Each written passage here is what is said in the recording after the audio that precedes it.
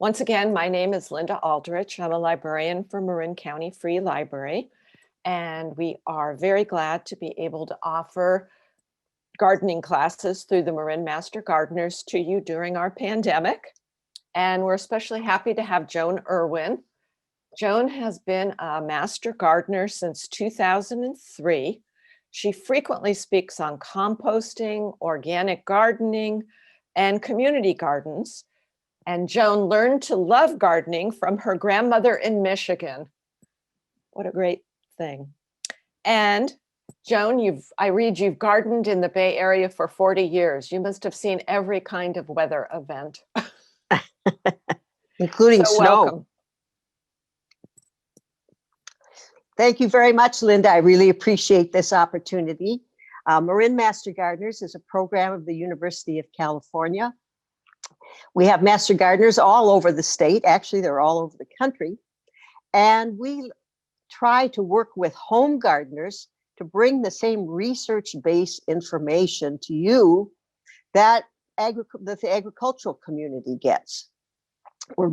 We feel very privileged to be able to have access to that information and to be this conduit between the researchers and the home gardeners. Okay, Linda, next slide. Today, we are going to talk about backyard composting.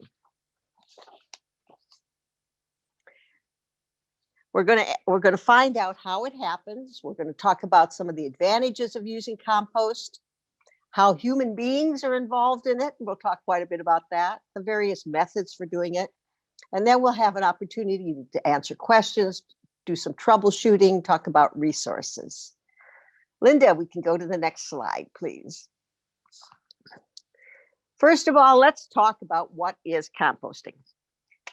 Plants, like us, there's some real differences and similarities. Let's talk about what's similar between plants and us.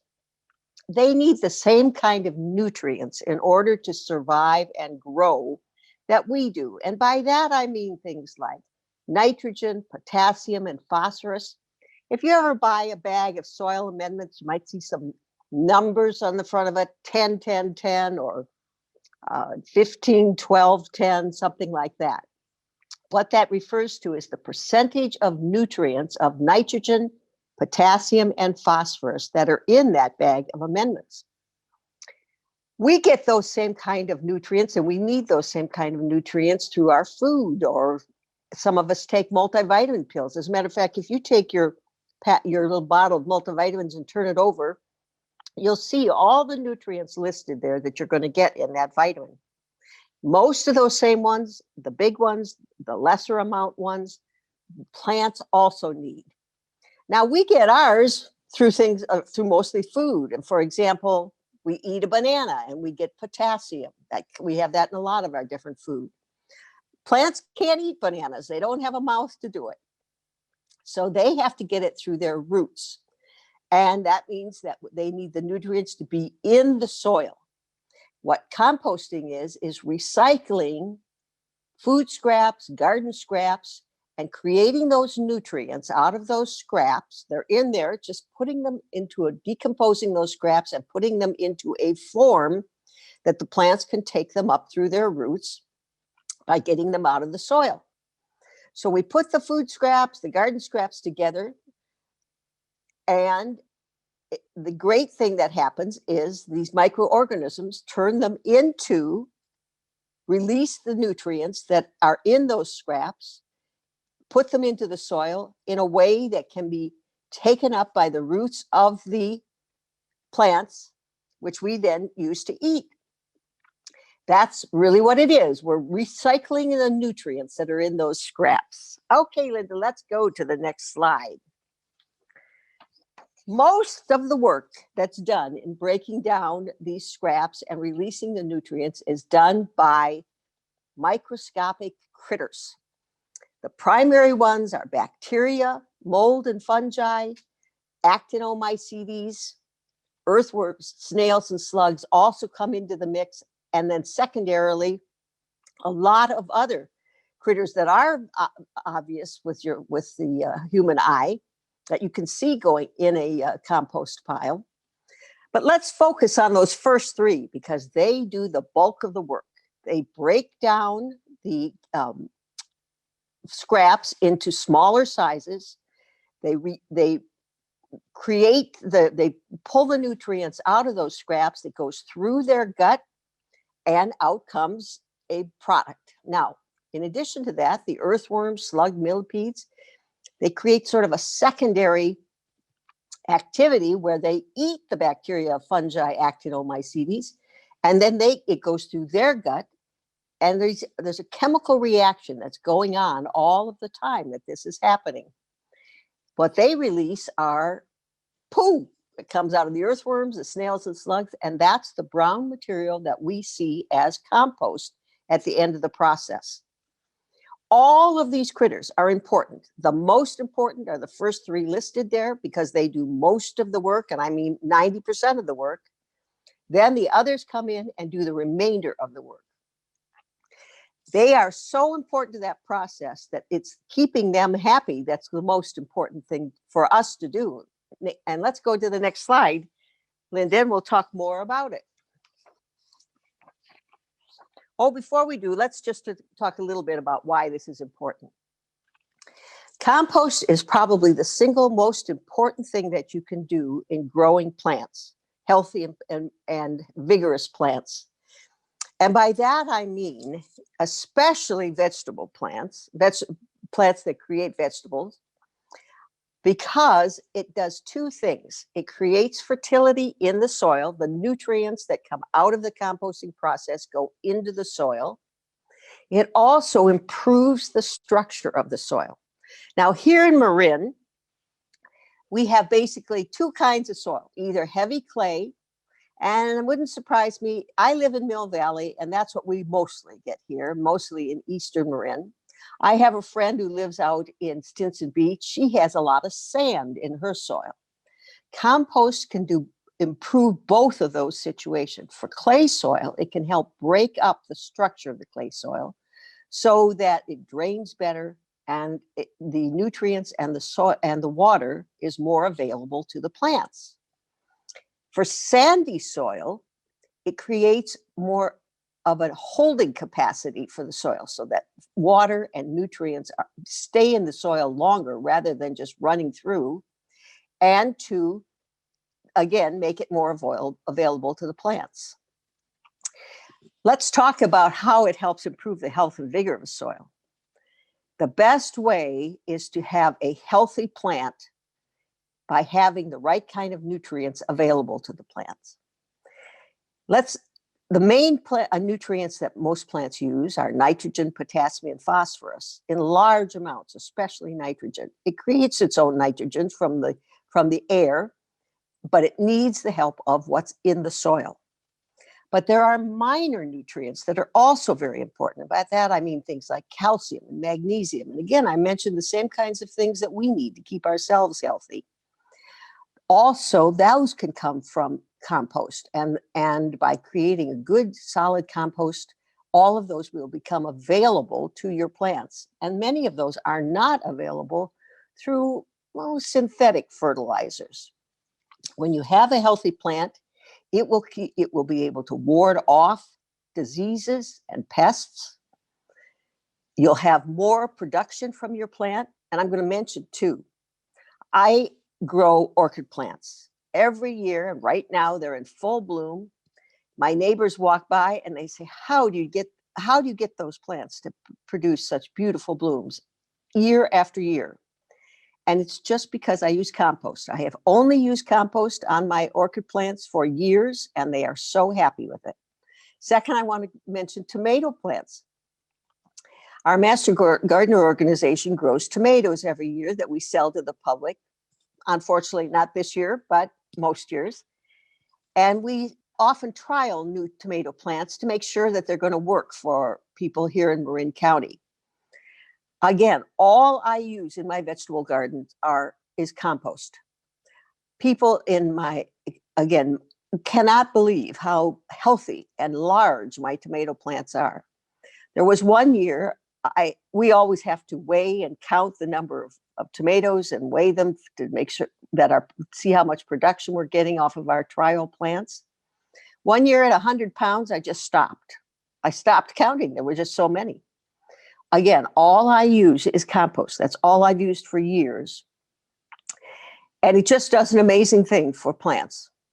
It helps the environment.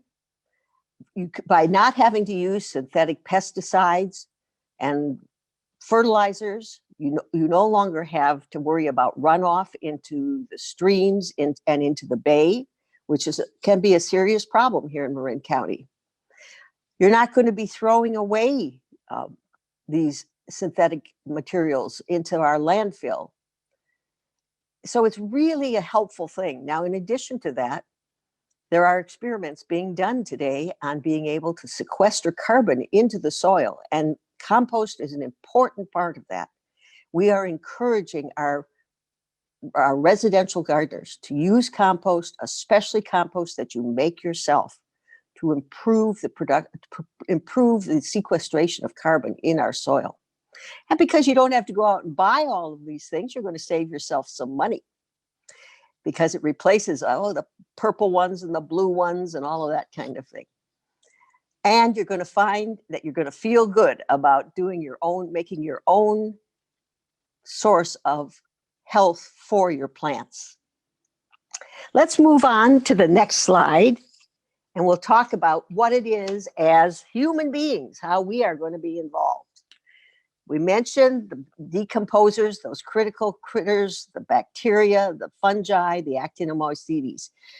In order to survive, and that's what we are going to be spending our time doing, is keeping them happy.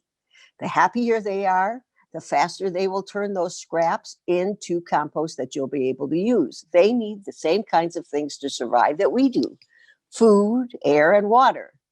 Let's talk a little bit about food. Could you go on to the next slide, Linda? We'll come back to this one. First thing I want to talk to you about is what we're going to feed these critters. And there are really only two rules. One is stop throwing all that stuff away and put it in a pile. Some people talk about green food and brown food. Green food tends to be things like lettuce, banana skins, eggshells, coffee grounds, things that are pretty wet. And I also mean many garden scraps, freshly mowed grass from the lawn. All of these things are very heavy in nitrogen. And the reason that that's important is it's kind of like protein is for us. We need some of it every day. So we want to make sure that we use all of that. Then we also have brown materials, and brown materials are critically important in carbon, very important nutrient in order for plants to do the work that they need to turn these nutrients into growth within the plant cells. Brown leaves, shredded papers, brown grass clippings. It's the cell walls that you're getting from these brown materials that are full of carbon. So we're going to mix together the green materials, the nitrogen-rich materials, and the brown materials, the carbon-rich materials, and we're going to put those into a pile that then these critters will break down by consuming and working on these materials. Let's mention a little bit more about this. The carbon-rich materials, the brown materials, they need a lot more of. It's like carbohydrates are for us. We eat a lot more of them in a day than we do the nitrogen-rich materials, which are like protein for us. So the brown materials, you need 5 or 6 times as much as you do the green materials. So let's really concentrate on getting leaves, brown leaves, and shredded paper and grass clippings, all kinds of things like that, into our pile.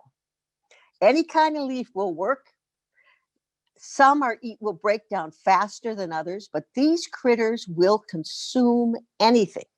They have been doing this work for millennia before humans were on this planet. These critters were consuming these materials and turning them into soil. That's how most of our soil amendments were created for thousands and thousands of years of agricultural, before there were such things as synthetic materials or nurseries, or you could go and buy synthetic materials or go and buy soil or any of that. All of that work for agriculture was done by these critters. It's the same thing that's been going on. All we're going to be doing is putting it in a little more controlled method. But actually, it's exactly the same thing that's been going on. Linda, can we go back to the slide about air and water, please? Food, air, and water. Can you go back one, please, Linda?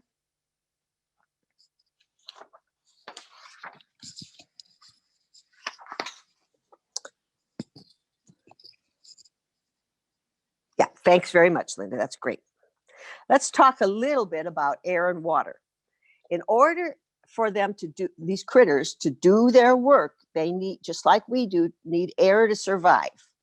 For example, I'm sure many of you have seen earthworms dead on after a rainstorm. They're on the sidewalk, and the reason for that is because they breathe through their skin, and they've now drowned in the water. So they need access to air, and as do the bacteria and the fungi. All of the microscopic critters and the ones you can see all need air.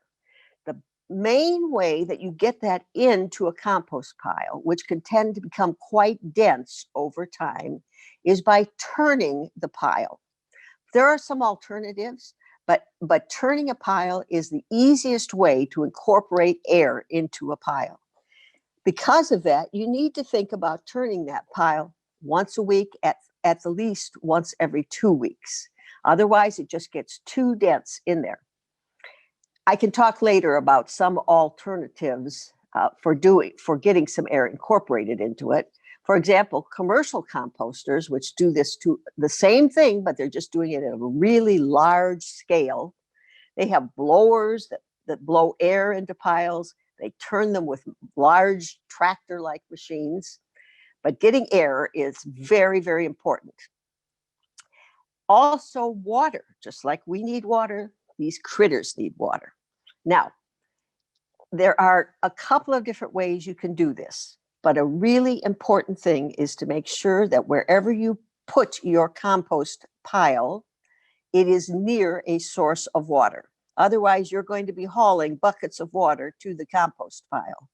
Instead, try to have a source of water near your compost pile itself. At the same time, I want to caution you to try to keep it in the shade.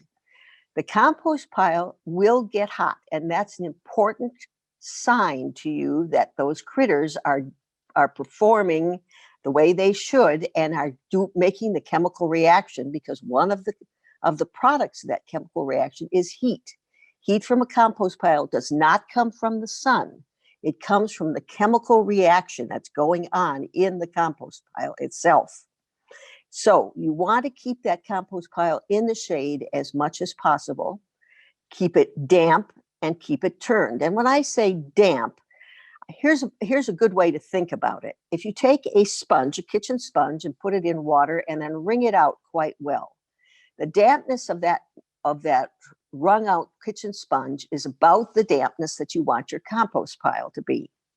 Sometimes in the winter, in some years, we get quite a bit of rain, not so much so far this year, but in the wintertime, compost piles can become too wet. So it's advisable in a normal winter to keep your compost pile covered with a tarp, even with big sheets of cardboard can work very well, just so the water sort of sheds off of the pile itself.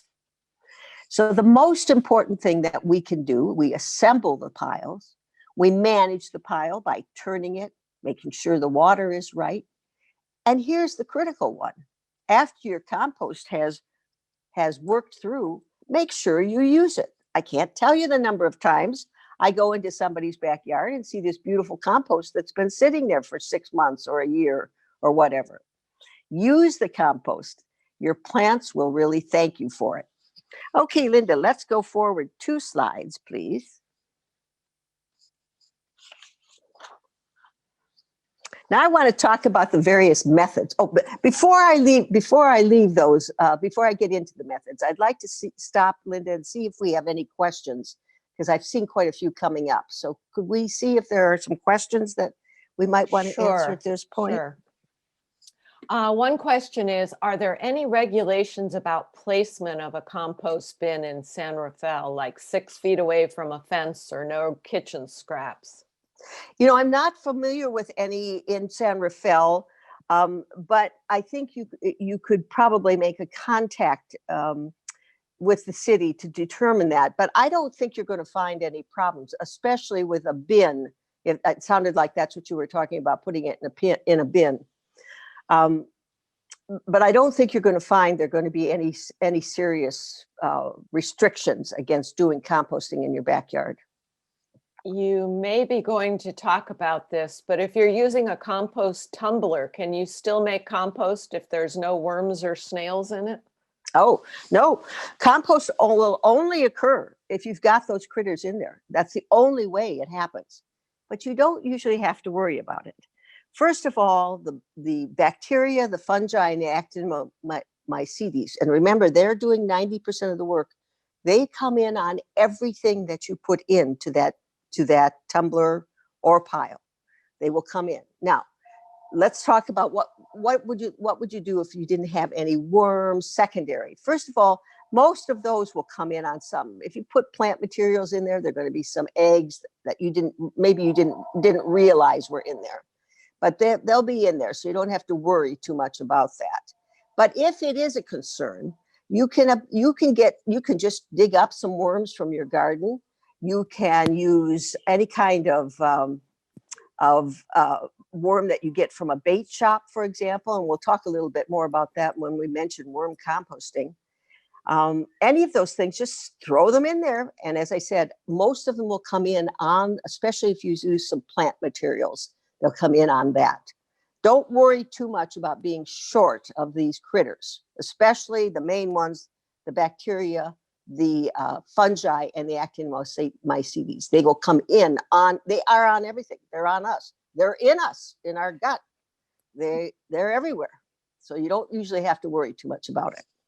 Any other questions, Linda? There's a few more, yes. Sure. So how long does compost last in a bin? If you start the pile a few years ago and add to it continuously, is it safe to use the compost this spring? I'm going to talk more about the bins when we talk about the various methods, but let me answer the question about how safe is it. Compost lasts a long time, but you should try to use it within the year that you make it. First of all, again, let's go back. I'll go back to the slide. Use the material that you make because you're building up bacteria in that compost. And it is not a good idea to let that happen for a very long period of time. Eventually, you're going to get some mutations that will be not healthy. So even if you have to just dump it out in the garden, go ahead and do that. Spread it around. Just dump it out and spread it around. Definitely try to use it within the year that you make it. How much compost do you need to use to get good results instead of fertilizers? Of course, it's going to depend on the quality and the type of the soil that you're using. But if you have been regularly using compost, or if you have pretty decent topsoil, and by that I mean the top 6-8 inches are in pretty good shape, 2 or 3 inches of compost on, for example, a vegetable bed will do the job for you if you do it once or twice a year. I put compost onto my vegetable bin in the fall and in the spring. In the fall, I usually put on enough, an inch or two, and I put some sort of a mulch, which is a type of compost, on top of that, so that during the normal year, when rains come beating down on the soil, they don't have a chance they don't beat right on the soil, which can be very bad for the structure of your soil. Instead, it'll hit onto the mulch that's on top. And then as the mulch breaks down over the winter, and that's composting that's going on, in the spring, I add another couple of inches. And I get great vegetables, and it's plenty of compost that you need. Even if you only add an inch, it's good. But you don't have to add 6 or 8 inches unless you have a very, very serious soil problem. And I'll talk a little bit more about that when we get into the methods. Any others, Linda? Oh, there's a few more. If you put weeds into your compost, will I be growing more weeds or will they break down? It is possible. First of all, yes, they will break down. But for most people, in order to get weed seeds to break down, you have to get the temperature in your compost pile to get up to 125 or 130 degrees. That's very difficult for most backyard composters. I'll talk a little bit about using a thermometer to measure the temperature. For most backyard composters, if you can get your temperature up to 105 to 110, you're doing well. So you don't want to have seeds in there that are going to be spread, that are noxious or going to become a problem. And I'm talking about things like Bermuda grass or spreading diseases, anything that's terribly diseased. We have other ways of dealing with that, and it does involve composting, but it won't be in your backyard. Okay, next, Linda. A few more questions. What about putting oak leaves in or redwood debris? Both of them are fine. Oak leaves will take a little longer to break down than, for example, a maple leaf. Maple leaves are a little less resistant to breaking down. The reason oak leaves are more resistant is because they are designed to protect themselves. The thicker they are, the glossier they are, the tougher they are, the less likely they are the critters are going to be able to break them down. And I'm talking about exactly the same critter, whether it's on the tree or in a compost pile. But they'll get there, they'll do the work. So it might just take you an extra month to break down an oak leaf. Same thing with redwood. What the tree produces a certain product to try to reduce the ability to break down, but these critters will get at it. If they weren't able to do it, we'd have millenniums, thousands, millions of years of things still sitting on this earth. And we don't. It's because these critters will break everything down eventually. Okay. Next. Is it 5 to 6 times more brown to green in terms of quantity or weight? Well, it actually, if you're going to talk about quantity, we're talking about 20 times as much, because brown materials are usually much, much lighter and much fluffier. But if you think of it in terms of weight, then it's 5 or 6 times as much. I wouldn't focus too much on the exact proportions. As you go along working with composting, you'll find what ratio works best for you. But if you start out with an idea of 5 to 6 times as much brown stuff as green stuff and see how it works. If you find that it gets too smelly or it's too slimy, that means you need more carbon rich, more brown materials. So add in some paper scraps. For example, I use the scraps out of my paper shredder. Compost piles are one of the best security methods you can have. Just dump all of your paper into the compost pile. Try to get it as small as, they love shreds out of the paper shredder because these critters are very tiny, microscopic, and the smaller the more edges that they have to work on, the faster they'll be able to deal with it. So more brown material, and if you find it's not working smelly or slimy, add more brown material up to the place where you might be adding 20 times as much brown as green. But I think you probably will be able to do it less than that. Okay, a question about shredded paper. Is it okay to use newspaper or colored papers, you know, the inks on bills and the newspaper? Yes, most of our papers are most of the color on our papers are vegetable-based dyes, and that's developed over the last 20 years or so. So you can go ahead and use them. Newspaper is fine. They use almost all vegetable-based dyes. Stay away from slick papers and completely avoid anything that's got plastic on it, whether it's plastic coated or a plastic envelope with envelope with a little plastic window in it. Get that plastic out. That it's not that they wouldn't be able to do it, but it'll take you 20 years to get plastic down to nothing. So don't put plastic in, otherwise you'll just be adding plastic to your soil. So regular newspaper, regular paper bills that you get, that kind of thing, all of that can go in. Okay, and what about animal droppings, chicken, goat, or compost toilet output? Okay, focus on manure from animals that only eat vegetable materials. So avoid domestic animals like dogs and cats, and focus. Rabbits are fine, chickens are fine, even though chickens get a little bit of insects and worms. Don't have to worry too much about that. You can use all of those. One that comes up from time to time is horse manure. I prefer to let horse manure age for 3 to 6 months before putting it in the compost pile.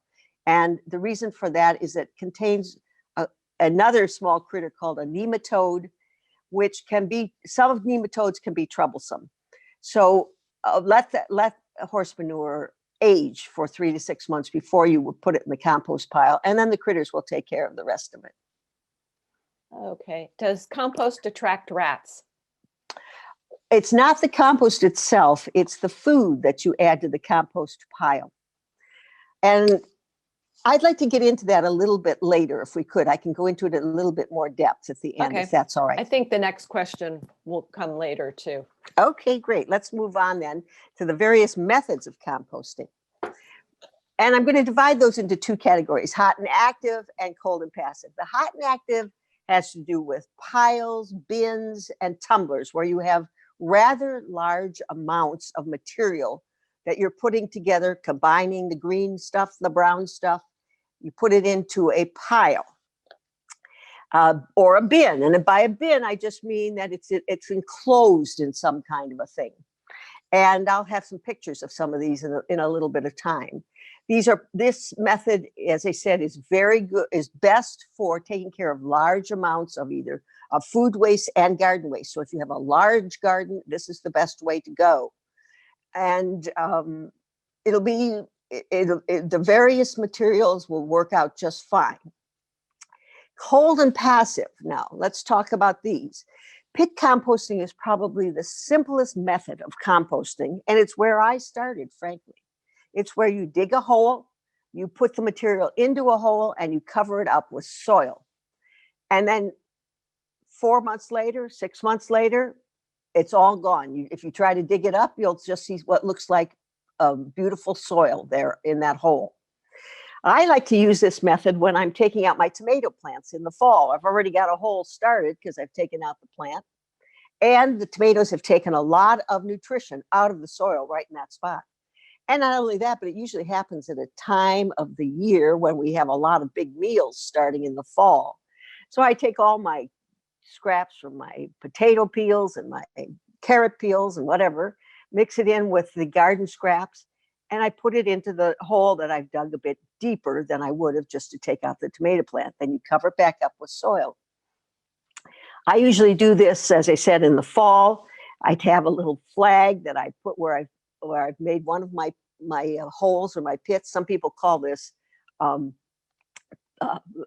post hole composting. But that's the idea, is to make a hole and to put the material in, fill it, you put the soil back on top, and you move on. So you're going to do that all at one time. Sheet composting is a great way to change, if you want to change the purpose of a particular area of your garden. I have a friend who lives here in Mill Valley. She didn't have any sunny space except right next to her driveway. And it was just full of weeds. And she wanted to grow some tomatoes. So what she did is she mowed off all of the weeds and left most of what she mowed right there on top. And you cover it with 8 to 10 inches of what you would normally put in your compost pile. Cardboard, paper, kitchen scraps, and you make it into a lasagna type sheet that is, as I said, 8 inches, 10 inches, and let it just sit there.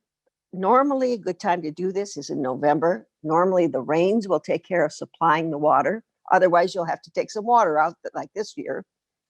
In the spring, it will have composted, and you will have an area that is beautiful for planting whatever you want. Even if it hasn't all completely gone away, you might still have a few sheets of cardboard. And it's a good way. You just plant right through the cardboard. It'll continue to compost down. Start with a small area if you're going to try this, because it takes quite a bit of materials.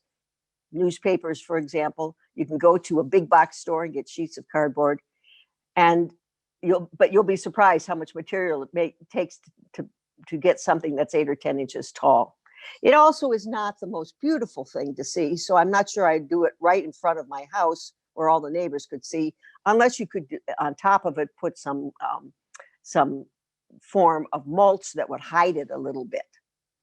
Worm composting is become very popular these days, and the reason for it is that you can get the same result, the same product, in a very small and compact way.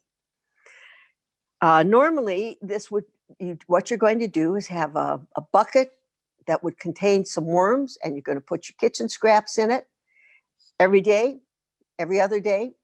I normally do it once or twice a week.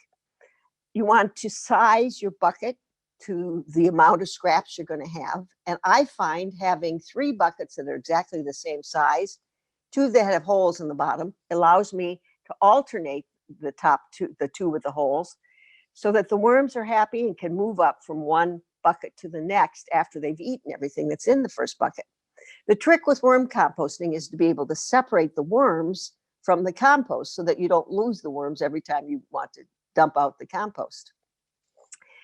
And Linda and I did a program on this in the fall. And if you go to, Linda can tell you about their website, and I'm pretty sure she recorded that, so you can see a whole program on building worm composting bins and how to do it. There's some other forms also. Grass cycling, mulch we've talked about a couple of times, so let me just mention grass cycling. That's where you mow your lawn and you just let the little clippings fall right back into the grass. You don't collect them, you let it fall back into the grass. They will be composted by the critters, which are everywhere. They're in the grass. You don't have to add anything, and it will add the nutrients right back to your grass. The mulch is, again, the same thing. That's one of the reasons why, if you're going to use an organic mulch, which is wonderful to use, you have to replace it every 2 or 3 or 4 years, because these critters have composted the various wood chips or whatever it is you're using. Now, what I find works best is to have a combination. For example, I like to do a bin or a tumbler. I have one right outside my patio. But once you fill it up, you need to let it go the whole time till it finishes. And that can take a month, maybe even 6 weeks, depending on the time of the year, whether it's cold, that sort of thing. So I need to put my stuff someplace else. And that's where pit composting come in, worm composting. I have a worm composter outside my kitchen door. I have a friend who keeps her worm composter under her kitchen sink. It's a good idea in the winter to keep them at least inside your garage so they don't freeze, because they will freeze. Worms have a lot of liquid in them, and they will freeze if they're outside and it's really, really frosty. So I'm going to mention another thing that we have here in Marin, and that's our green bin. Everything you put in your green bin is composted by a commercial composter right here in Marin County. And so anything that you don't want to put into your own compost pile, put into the green bin. And this is where we're going to put in things like nasty seeds that might turn into weeds, or anything that's terribly diseased. Don't forget your green bin. I like to use mine for anything that's, excuse me.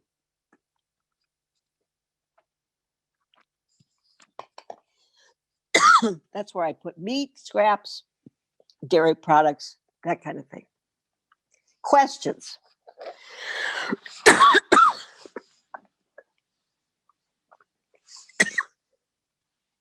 Questions, yes.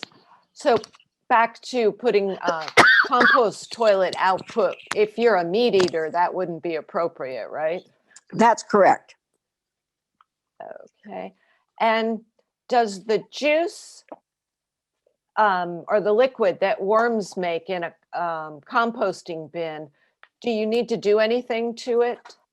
So that liquid that comes out of a worm bin is called leachate. And it's a natural product. There's a lot of liquid in what they eat. And as they munch away at it, some of that liquid is released.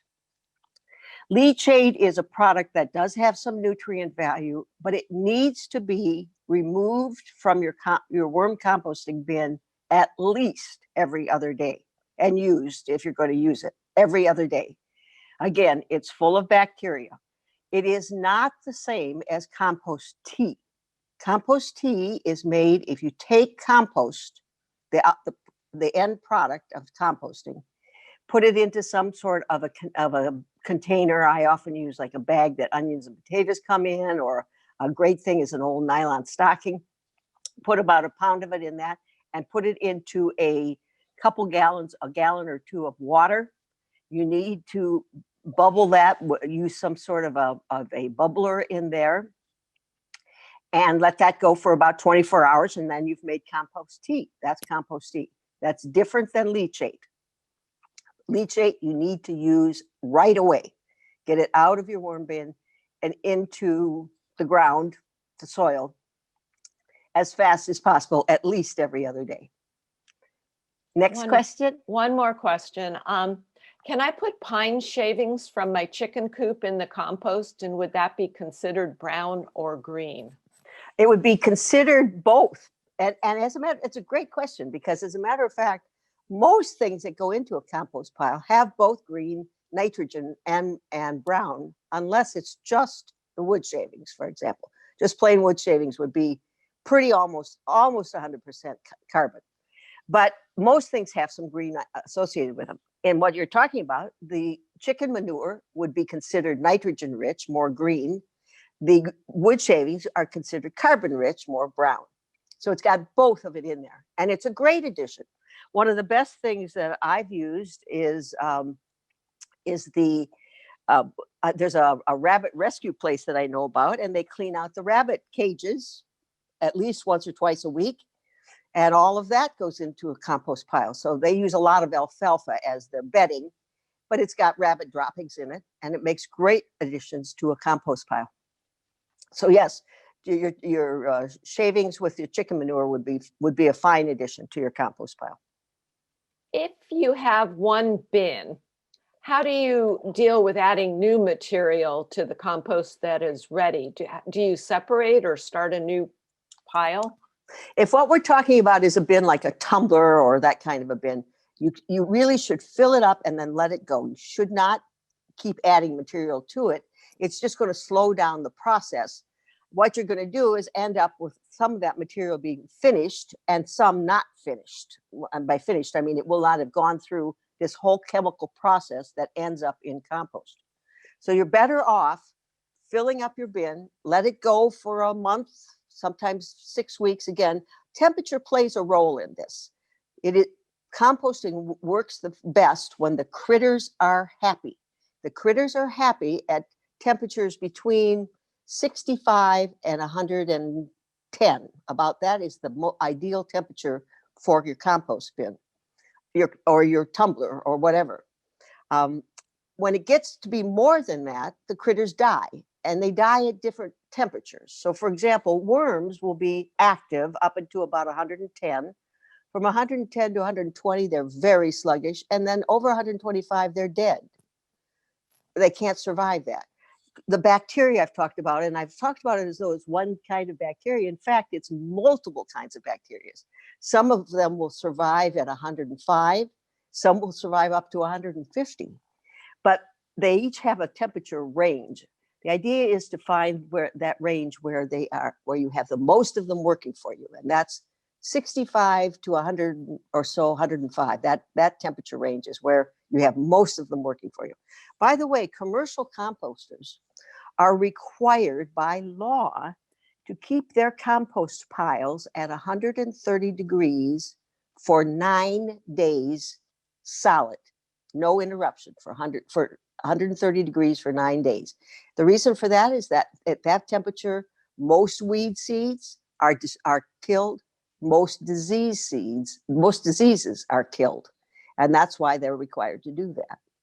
As I mentioned, our backyard compost pile is not going to meet those standards quite. So let's be a little pickier about what we put in our compost pile, and what we don't put there, put in your green bin. Let the commercial composters deal with it. Okay, have we answered that question? One more question. If compost has gotten too wet and started to mold, can it be salvaged or should it be thrown out? It can be salvaged. I've salvaged it many times. And the way primarily, if it's too wet, and that's what it sounded like you're describing, add more brown material. You need to focus on that brown material. That's what I find most people are short on the brown material. And so get your neighbors helping you with newspapers, or go to the big box stores, get some cardboard, shred it. I've shredded up, break it down as much as possible, get it into that pile, and you will make your critters happy. Remember, that's what we're trying to do, make those critters happy. Oh, and let's take a look at some various kinds of pictures of these various methods, Linda, on our next slide.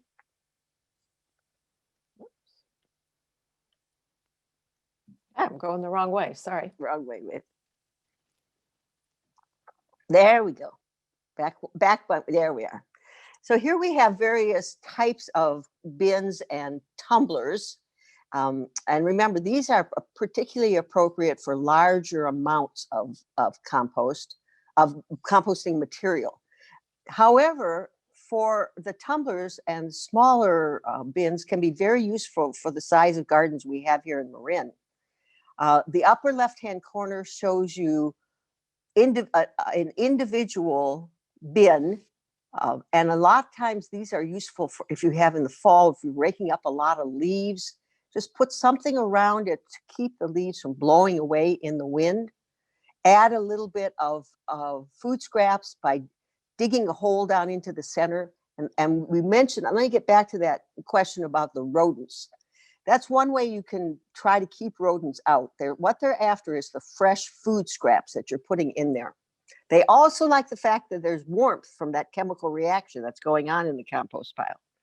So dig a hole down in the center of those leaves and put your food scraps in there, and then let it go. Now, if you want to try and turn this, which is a great thing to do, otherwise, what you're going to do is trade off the perfect amount of air in there for time.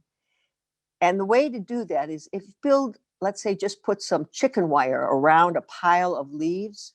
After a month or 6 weeks, take off that chicken wire and just let the leaves fall. You can move them a foot or so over, and then put the chicken wire back around it. That's a good way to deal with it. Then we have some tumblers there, and there are various kinds. In the upper right-hand corner, you have a very fancy, expensive tumbler, which is really wonderful because it's got a handle to help you turn, but it's large. But you'll notice it's 2 tumblers together. And the question someone asked about, what do I do if one of them is full? Well, if you have one that's got 2, you fill up one side and let it start, and then you start working on the other side. And I've seen more of these multiple ones available. I think I saw one at Costco a year or 2 ago where they had two different ones. In the second row, you see some tumblers that are on a stand, and that makes them a little bit easier to turn. Tumblers tend to have the real advantage of being easier to turn. But as I said, once you get there started, you need to, let's go back one if we can, Linda. Once you've gotten them started, let them go. And it might be 3 or 4 weeks, it might be 6 weeks. Again, if the temperature is too cold, like at this time of year, it's just going to take a little bit more time. Don't let that disturb you or discourage you. Just let them go. If it gets to the point, someone asks, what if it gets really bad? What do I do? Just dump it out in your garden. You're not putting anything in your garden that wasn't there already. The third row has bins that are useful from the point of view that you can help keep rodents out. Same thing with tumblers. It's a lot easier to keep rodents out if you have an enclosed bin or tumbler. What these have is that you put the material, they have a lid at the top, you put the fresh material at the top, and then usually at the bottom there's a door or a drawer or something like that, that you take the material out of the completed compost out of at the bottom. These work well to keep rodents out, but you do have to use a little bit of caution about making sure you get air incorporated into them. They do all usually have holes in the side. You can see that little brown one there has some holes in the side. They all have plenty of holes for air to get in, but it's not a bad idea to get yourself a rake or a stick, stick it down in there and move the materials around. Then the bottom row has bins that have different systems. In the middle, you have a 3-bin system, and on the right, you have a 3-bin system. 3-bin systems are large. They can accept a lot of material, and they're very handy if you have the space for it. So you load all your material into the very first bin on the left. You leave it there for a couple of weeks, then you turn it into the middle bin. That's where you're getting your air incorporated. And then when it's almost finished, you turn it into the final bin on the right. And in the meantime, you've got the first bin to start all over again. So it can be helpful from that point of view. The bin on the right is great because not only does it have sides, but it has on top a lid, another way to keep rodents out. Bins can be a little bit more susceptible to having rodents in them. So here's some very good examples of bins and tumblers, that sort of approach. Any questions about this? Any questions that we have, Linda? Yes. Let's see. Do you know if commercial composters of our green waste test for chemicals or pesticides residue? You actually can ask them. They all do test their products. Yes, they do. They're very careful about that because they are selling a product to the public. And the state requires them to do it. And you can actually ask to see it. If you know how to read a chemical analysis, they can tell you. Now, I'm not suggesting they test every single day, and they usually add material every day, so you're not going to have an exact reading. But in general, if they're careful, once, if you can see for a couple of years worth of results, and I'm sure they test a couple of times a year, you can get a pretty good idea about what the makeup is of the final product that they're putting out. Okay, so if you have a pile of moldy vegetables or kitchen scraps, and there might be a few bugs on them, can it all go into the compost? Absolutely. They're all going to be working in that. It takes a village to make compost. They'll all do some work. By the way, the critters will eat each other. So when the worms die, they just become part of the food chain. So don't worry about any of that. It's all part of this cycle that's happening, and it's absolutely fine to do. Dump it all in there. That's it. Okay, let's move on then. Let's just do a summary of what we've talked about today. Composting is just the recycling of nutrients that are in natural products. That would be in your food scraps, your backyard scraps, whatever. All of the vast majority of the work is done by critters that are microorganisms, microscopic. You can't really see them, but it's a multiple step process. They start by breaking it down. Then come in the next amount of critters, including earthworms who eat them, and they do the next amount of work. The way we help is we keep these decomposers happy. The happier they are, the faster and the more that they will work for us.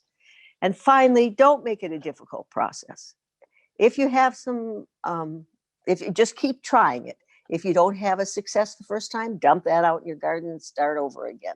This is especially true with a worm composting operation. It doesn't have to be a complicated process. Most of the work is being done for you.